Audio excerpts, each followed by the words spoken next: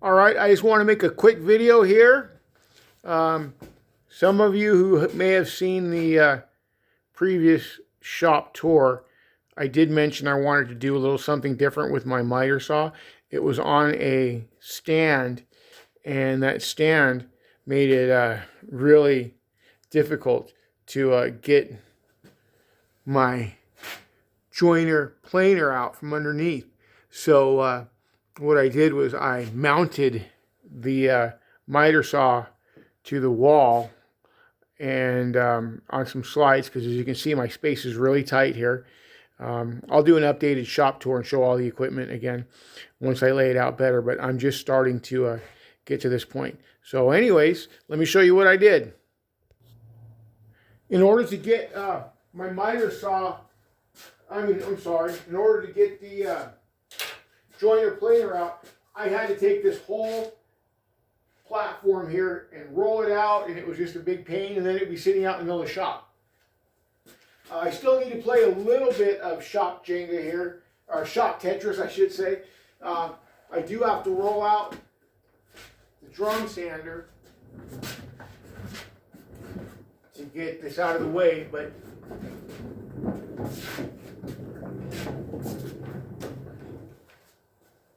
what I did here was I actually was able to minimize the amount of space up against the wall, so I have space now to work on the saw to feed things through all the way up to 30 inches wide. When I want to use my miter saw, I'm able to pull it out on slides away from the wall. Gives me 25 inches clearance, you know, and then from the saw on the fence itself, I have 48 inches. I have a tape measure coming, or if I want to take the stop off, I have 72 from here to the wall. But the real benefit here is the way I'm able to get the planer joiner out now. So not only does this maneuver in and out, it also goes side to side, and I'm able to slide this whole assembly over.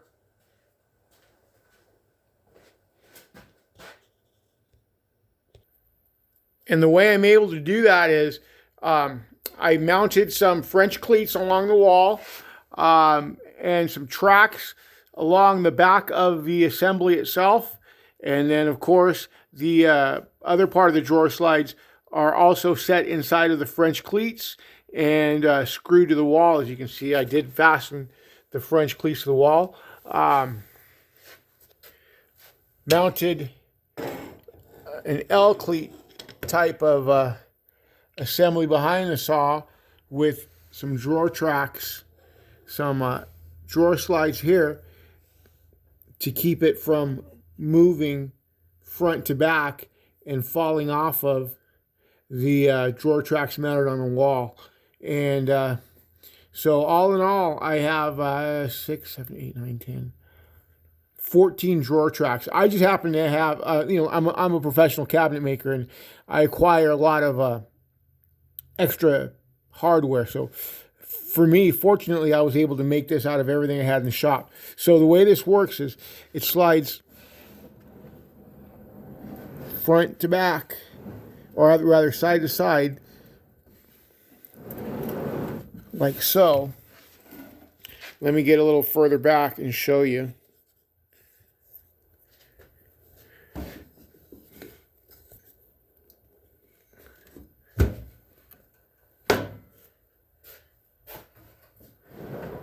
Slides side to side in this direction. And I hope I've got it in frame pretty well. And then when I want to store it, of course, I can push it back against the wall. But when I want to use it,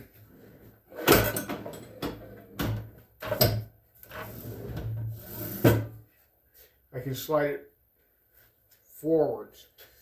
Let me make sure that shows up good enough.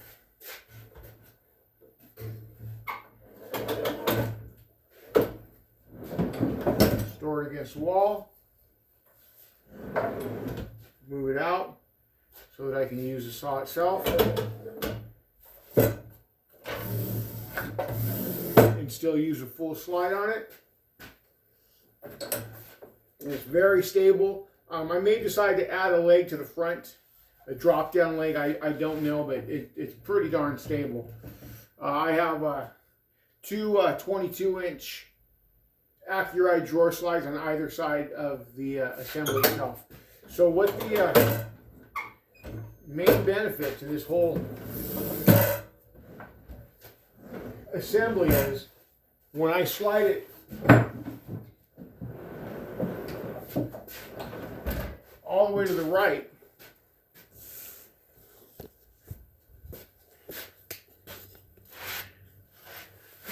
I am now able to get my planer joiner out without too much trouble.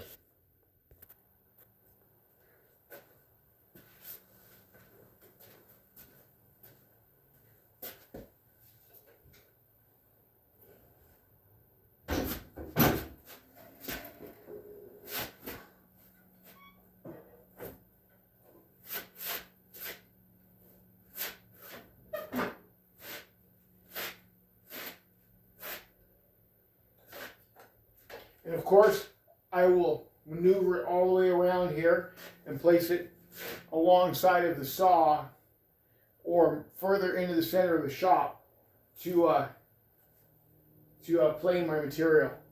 But I just wanted to show you how that works. So now I am able to access the planer joiner, and it fits easily back into its home under the table saw.